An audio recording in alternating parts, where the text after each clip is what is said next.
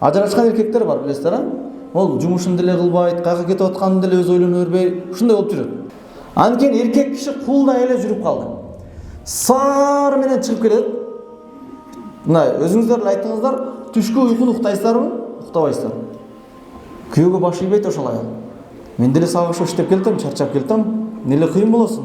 Керек болсо мен деле сендей эле табам деген сөздөр айтылып атат арабызда, туурабы? Кимдин аял иштесе, күйөөсүнө кадимки ушинтип айтат да. Ажырашуунун көбөйүшү, себептери жана кесепеттери. Ажырашуунун көбөйүшү чындыгында мурдагыга салыштырмалуу, мурдагы дегенде 20 жыл мурдага караганда азыр алда канча көп. Эмнеге дегенде азыр көбөйгөндүгүн статистика менен эсептегенде көп, адамга Аллахтын берген неаматы көбөйгөн сайын, токчулук болгон сайын келишпестик көбөйөт. Өзү тетирисинче мындай болуш керек эле. Биринчи кезекте кесепет эркек кишиге тиет. Ажырашкан эркектер бар, билесиздер, а? Ол жумушун деле кылбайт, кайга кетип атканын деле өзү ойлоно бербей, ушундай болуп жүрөт. Анткени көбүрөөк жоопкерчиликтүү болгондуктан акыбеттүү көбүрөөк ойлойт, азыркысын эмес. Аял киши деле өзүнүн кетет, не кылышын билбей, бир сөзүн башкача кайталап, бир жалгандан бирдекинсилер сөйлөп, дооматты кылып, өзүн актаганга аракет кылып, ошон менен балага кыйын болот. А бирок эми ал бала байкуш кичинекейинде кыйналды, бирок чоңойгондо ордун таап кетет. Менмин деген кыйындар болгон, менмин деген аалымдар, жазуучулар, берешиндердин баардыгы өтө кыйынчылыкта эле өскөн адамдар аларчы. Алар ордун таап кетти. Ал тагыраак айтканда акыйкый натыйжасы балдарга болбойт, балдар Алла Таала өзү кепилдигин алган. Эркек киши деле оңой эле табылат, үйлөнүп алат, бирок көбүрөөк аял кишиге көбүрөөк зыян болот. Ошондуктан бул нерселерде токчулуктун себебинен ар бир адам өзүнүн принцибин көрсөтө бербестен колдон келишинче бириктиргенге аракет кылыш керек. Анткени зыян кайра ордун толукташ кимдир бирөөгө көбүрөөк зыян болуп эсептелинет. Токтоло турган экинчи маселе эркектин жоопкерчилиги үй бүлөнүн багыччысы болуу кыйынчылыгы жөнүндө. Азыр зомбулук, үй бүлөлүк зомбулук, аял киши кыйналды, аял киши кыйналды деп феминисттер шунчалык аракет кылгандан өзүнчө отурсаң ошондо ойлоно туруп отурган болуп калган. Аялдар эле кыйналып кетти дагы, эркектердин баардыгы залым деген нерсе. Эгер YouTube'га эркектер же болбосо муж деп жазсаң, араганы улап чыга берет негизичи. Зомбулук, зөкүр, бир нерсе деп чыга берет ошол жерденчи. Бирок могул учурда, токчулук учурда эркек кишиге дагы көбүрөөк зулум болгон учурлар бар. Анткени эркек киши кулдай эле жүрүп калды. Саар менен чыгып келет. Мына өзүңүздөр эле айттыңыздар, түшкү уйкуну уктайсыздарбы? Уктабайсыздар. Мына жай мезгилинде түн бир маалда саат 12-1-лерде уктасаңыздар, таңгамал иши бамдат окуйм деген адамдарга ого бетер жагат. Ортодо уйкуну бир бөлүп туруп намаз кылганда, намазды окуйсуң, андан кийин уйку келбей, бир нерселерди окуп, анан ишке кетесиң, түштө уктабайсың. Ошентип жайган маалында 4-5 саат эле иштейт көпчүлүгү, 1-2 адам эмес. Шунчалык саардан кечке үй бүлөнү багам, тиричилик алдыга жылдырайын деп келесиң, бирок келгенден кийин дагы эркек киши күнәкар болор. Үйгө киргенде эркек киши эшикте болгон адамдардын каприздерин көтөргөн жетиштүү. Эшикте байкасаңыздар, эркек кишилер өлдү дегенде 5 адамдын наалатын угуп келет. Бирок эми ишим кетсин деп сабыр кылат, туурабы? Эч болбосо бирөө сигнал берип кыз өтөт. Бирөөсү штраф кылат. Бирөө сөгүшү мүмкүн. Бир начальниги жөн эле сындашы мүмкүн.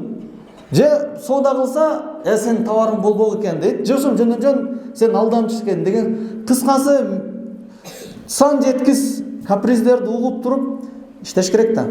Майли ишим ошол, оңой иш барбы деп туруп каприздерди көтөрүп, бирок адам баары алсыз болуп калат. Ошол нерсе мына мээде турur, алсыздыгы бар да. Үйгө келсе, үйдө дагы каприз бар.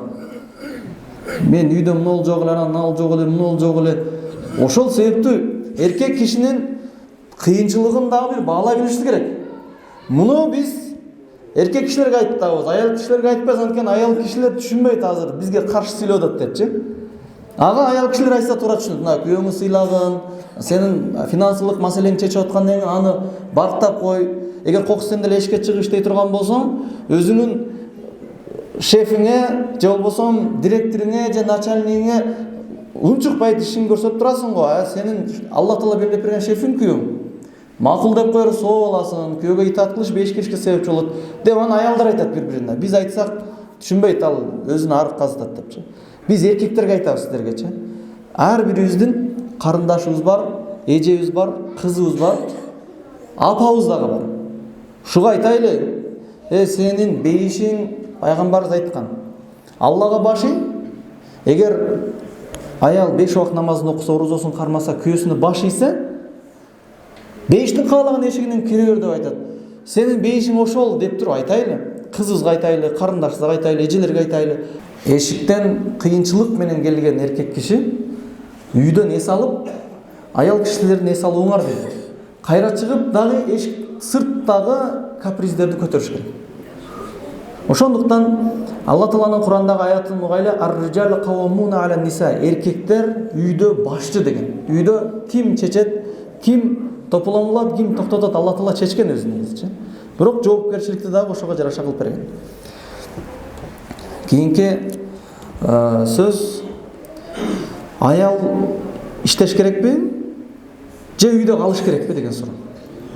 Аны баары эле билет. Аял киши иштеш шарт эмес. Аял киши үй бүлө багыш үчүн ал дагы бир жерге бар иштеш керекпи, күйөөсү сыяктуу, же иштебеш керекпи? Аял киши иштесе, эгерде шарият арам кыла турган нерселерден алыс болсо, жалаң аялдар менен жүрсө, мындай сөз таркайтырган жерлер болбосо, иштеш мубах. Эң жеткен жери уруксат гана. Важип эмес. Үй бүлө бакканга аял кишини милдеттендирген эмес. Аял кишинин үйдө башка милдеттери бар. Жанагы айткандай, абийирин таза сакташ керек, орозо кармаш керек, намаз окуш керек, күйөөсүнө моюн сунуш керек. Ошондуктан күйөөнү сен иштеген дагы аялды көп зайын кылбагын. Эми аял киши ошол мубах болгон жерде, жалаң аялдар иштеген жерде дагы чыгып иштеген болсо, өзүнүн мына милдеттерине тоскоолдук кыла турган болсо иштебеш керек. Бирок тоскоолдук кылабы? Кылат. Анткени аял ишке кеткенден кийин келсе, эркек киши чарчап келди да, тамак-самак кылбайсыңбы, мына кийимди түктөп койбойсуңбу деп кеткенде кийим начар болуп калса, күйөөгө баш ийбейт ошол аял. Мен деле сага ошо иштеп келдим, чарчап келдим, неле кыйын болосуң. Керек болсо мен деле сендей эле табам деген сөздөр айтылып атат арабызда, туурабы? Кимдин аял иштесе, күйөөсүнө кадимки ушинтип айтат да. Ошого аял кишини үйгө коюп койсо, сен дем ал үйдө. Сен шиште, үйдүн иштерин кыл. Десе, эркек киши тополоңбаса жараша берет келипчи. Тамак пиширбайсың мен келгенде. Десе, дейт. Бирок аялы жарым саат мурун келди да күйөөсүнөнчү. Не кылат? Ошондуктан аял киши көчөгө чыкканда сөз түрдө күйөөсүнө нушуз, катуу сүйлөй турган, анан аркасынан сөз жабышы мүмкүн. Азыр ушакчылардын заманында чыгып атпайбызбы? Жөн эле бирөөгө доомат. Ошондой бир аберекет кыла турган деңгээлде, анан намазын, орозосун калып кете турган деңгээлде болсо иштебеш керек. Ошондой болот. Анткени иштеген аялдардын дээрлик 100% дейли, нафил орозо тута албайт. Анткени аялдар көбүнчө намаздарын окуй албаган, керек болсо орозосунан кармай албаган. Жанагы хайыз келген учурда, төрөгөн учурларда ошол жолдорду нафил менен толукташ керек үйдө отуруп алып. Бирок иштеген аял аны толуктай албайт. Ахирет керек болгон аял үйдө отуруш керек. Мага ахиреттин кереги жок. Мен дүйнөдө эле жашай берем дагы, дүйнөдө өзүм комфортно, бизнес леди болом, акчам болсун десе, бул аял иштеген жолду тандайт. Эми күйөөсү начар чыксачы, ажырашып кетсечи, анда ажырашып кетсе дагы күйөөгө беребиз. Анда да ой такыр күйөө албай болбосо, анда анын атасы бар карай турган. Атасы болсо агасы бар. Агасы дагы атасы дагы эч ким калбай калса, мынакей бар сиздер турасыздар, карап коет көптөрөшүпчү. Баягы муктаж болгон үй бүлөнү караш бүткүл мусулмандардын милдети. Ошондуктан үйдө эле отуруш керек аял кишичи. Сыртка чыга турган болсо, эң жеткен жери мубах. Бирок мубахында ахиреттин күзөт алчы. Ал 5 убак намазын жакшы окуй албайт, күйөөсүнө итаат кыла албайт, орозо кармай албайт, демек бейиштин көп жагынан куркалат. Ал эми эркектики эң иштебей коюшу мубах, эң төмөн жери. Атасынан мурас калып миллионер болуп кетсе, үйдө отуруп алган болсо, можно. Бирок фарз деңгээлге чейин чыгат. Эркек киши иштеши важип, фарз, анткени мойнунда жүктөлөт да. Эркек киши өзү бардык ишин жайында коюп койсо деле, бирок үй бүлөсүн толық қанды камсыздай албай қалған болса, бұл қияматта жооп берет. Ал пешенесімен сажда қылып, жай намазды килемди тешіп салса деле, орозу қармай өріп, орозосу таразаға батпай қалған болса деле, бирок анын милдеттемеси бар. Баласына жооп берет, аялына жооп берет, ата-энесине жооп берет. Ушулордун себеби менен тозокко кирип кетиши мүмкүн. Эркек кишилердики бар. Эркек киши сөзсүз түрдө иштеш керек, аял киши иштеши көпчүлүк алымдардын ою боюнча токтотуп коюш керек. А бирок жанагындай аялдарга фитна боло турган, эркектер аралаша турган жерлерде иштеш бул арам.